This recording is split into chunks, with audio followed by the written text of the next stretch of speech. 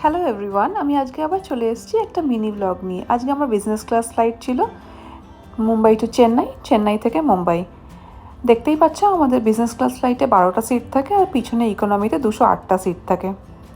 কাজ করার পরে আমি একটা স্যান্ডউইচ, চিকেন স্যান্ডউইচ আর এক কাপ কোক নিয়ে বসেছি, কিন্তু আমাকে চিকেন স্যান্ডউইচটা হতাশ করে চিকেন আমি খুঁজে পাচ্ছি না। কারণ আমি জানি না চিকেন স্যান্ডউইচের নামে কেন চিকেন আমি খুঁজে পাচ্ছি না। তো আমি কোকের উপরে কনসেন্ট্রেট করলাম। কিছুক্ষণ পরে আবার নিজের মনকে সান্ত্বনা দিয়ে আবার স্যান্ডউইচটা তুলে নিলাম একটু চিকেন পাওয়ার লোভে। ফাইনালি আমি চিকেন পেয়েছি।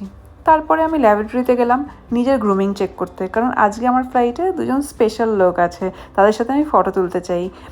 দুজন এত সুইট, আমার এত ভালো লেগেছে, তোমাদের এক্ষুনি দেখাবো কাদের সাথে আমি ফটো তুলেছি। তারপরে আমি মেকআপ ঠিক করে নিজের নাটকবাজি গ্রুমিং করে আমি চলে আসলাম ওদের সাথে ফটো তুলতে।